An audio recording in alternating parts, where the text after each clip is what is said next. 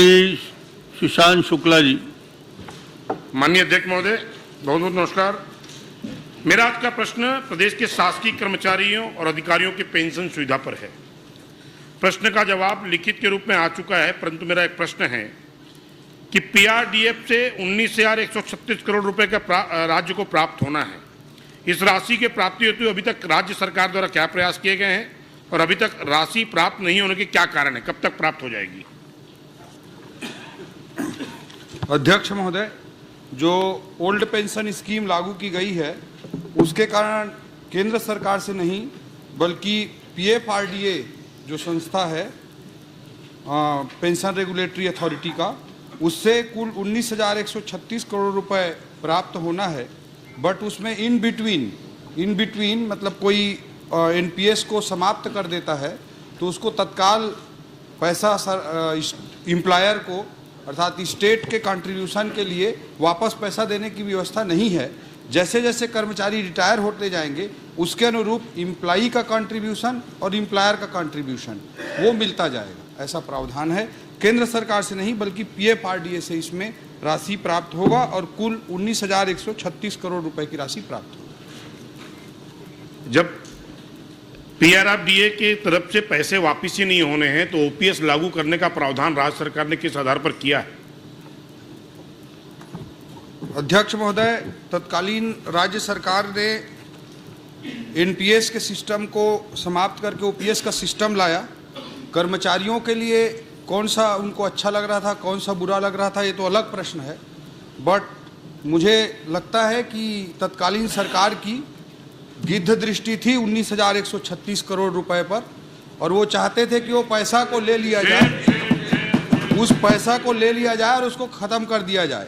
NPS में अध्यक्ष महोदय जो 2004 में लागू हुआ था मनमोहन सिंह जी की सरकार के समय, उस एनपीएस के तहत 10% राशि जो एम्प्लॉयर होता है उसको देना होता है और 10% राशि एम्प्लॉई देता है। तो जो भी सरकार अभी वर्तमान में रहती है उसको प्रति माह 10% के हिसाब से एनपीएस के अंतर्गत 10% राशि देना पड़ता है। तो तत्कालीन सरकार वो 10% पैसा देना नहीं चाहती थी और साथ में 2004 से 2022 तक जो इन्होंने लागू किया वो 11 मई 2022 को लागू किया था। तो जो 18 साल के ड्यूरेशन में, जिसमें से 15 साल तत्कालीन भारतीय जनता पार्टी की आपके मुख्यमंत्रित्व वाली सरकार थी, उसने बहुत बड़ी 19,136 में से लगभग 15,000 करोड़ रुपए की राशि उस समय की हमारी भारतीय जनता पार्टी की सरकार ने जमा किया था।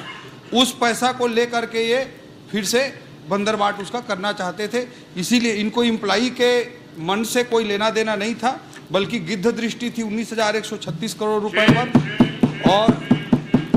और जो 10% की एनपीएस की राशि देनी होती है वो भी ये देने से बचना चाहते थे, खा पी के बर्बाद करना चाहते थे। इनका उद्देश्य यही था। अध्यक्ष श्रीमती शेषराज हरवंश। माननीय अध्यक्ष महोदय, आपके माध्यम से मैं सरकार से आग्रह करूंगी, अब चूंकि सरकार आपकी है और हमारी भी सरकार रही है और हम दोनों की मंशा रही है, दोनों सरकार की, कि प्रदेश को सुदृढ़ बनाने का, क्षेत्र के प्रदेश की जनता का ध्यान रखने का, उनकी समस्या का समाधान करने का। माननीय मंत्री जी ने प्रश्न का पूरा जवाब दे दिया है। आपसे आपके माध्यम से सरकार से आग्रह करूंगी कि कर्मचारियों के हित में निर्णय लें। चलिए, बहुत। श्रीमती भावना बोहरा जी। माननीय अध्यक्ष महोदय, 11 मई 2022 को जो छत्तीसगढ़ राज्यपत्र के चौथे क्रमांक में प्रकाशित था कि भविष्य निधि में लेखों एवं पेंशनों से संबंधित कार्यवाही हेतु पृथक संचालनालय पेंशन एवं भविष्य निधि की स्थापना की जाएगी। तो मेरा प्रश्न है, क्या ये स्थापना हो चुकी है या फिर भविष्य में होना है इसे?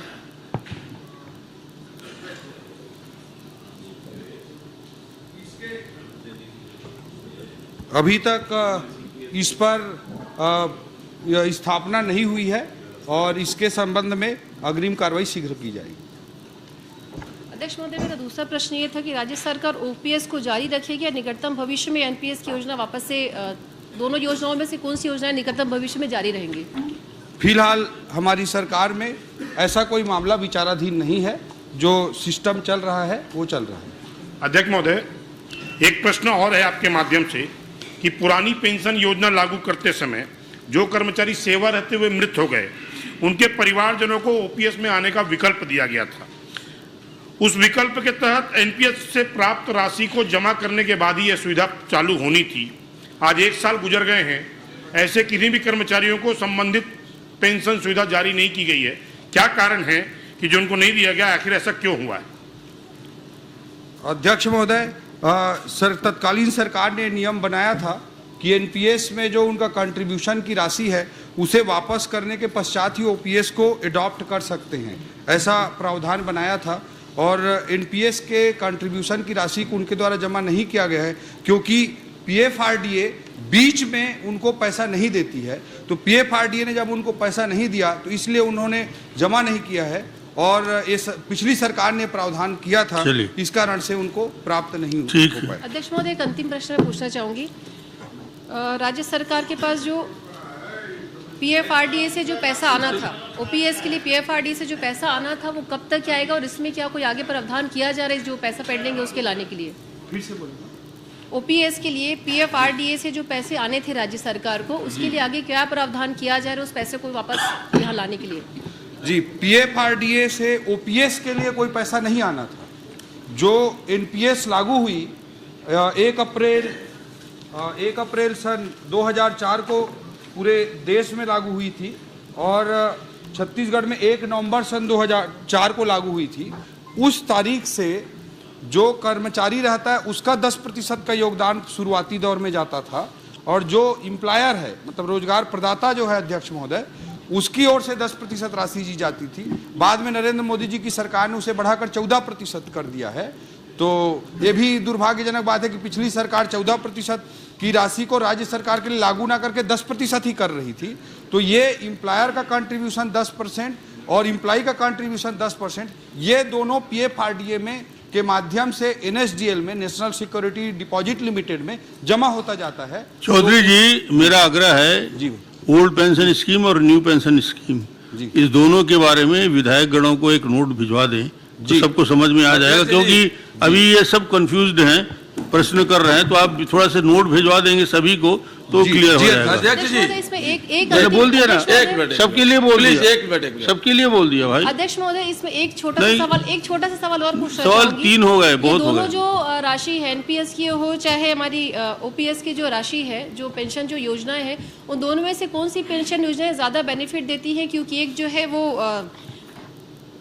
मतलब डायरेक्ट एक जो उनके इस पे अकाउंट पे जो आता है रिटायरमेंट के बाद में, और एक होता है जो शेयर, जिस हिसाब से शेयर के जो रेट्स बढ़ते हैं उसके हिसाब से। तो कौन सी योजनाएं दोनों में से ज़्यादा बेहतर है एक पेंशनधारी के लिए? जी, एक्चुअली इसको समझना एम्प्लॉई के लिए भी और हमारे माननीय सदस्यों की दृष्टि से भी बहुत ज़रूरी है। जो भारत की विकास यात्रा में, भारत के इकोनॉमिक स्टोरी में बिलीव करते हैं, वो निश्चित रूप से बहुत सारे लोग एनपीएस को ज़्यादा प्रीफर करते हैं, क्योंकि 1980 से लेकर के 2020 तक का हम पूरे इंडियन स्टॉक मार्केट के सेंसेक्स या निफ्टी की जर्नी को देखें तो 16% का CAGR बैठता है अध्यक्ष महोदय, 16% का CAGR, 16% का CAGR जो कंपाउंडिंग तरीके से होता है वो बहुत बड़ी राशि बन करके उभर करके आता है। तो जिन लोगों को इंडिया की इकोनॉमिक ग्रोथ स्टोरी पे बिलीव है और इकोनॉमिक ग्रोथ स्टोरी को ही इन जनरल माना जाता है इकोनॉमिक्स में कि सेंसेक्स और निफ्टी फॉलो करते हैं, तो उस दृष्टिकोण से एनपीएस की स्कीम बहुत कारगर हो सकती है बहुत सारे लोग। अध्यक्ष जी, बट जो लोग एक सेफ रिटर्न चाहते हैं, अध्यक्ष शेयर में पड़ रहे उनको ओपीएस में ज्यादा सेफ्टी महसूस होती है, वो सुरक्षित महसूस करते हैं। अब आगे मौका दे दूंगा, इसमें मत करो। इसी में तो है ना, इसमें क्या समझ में आ रहा है?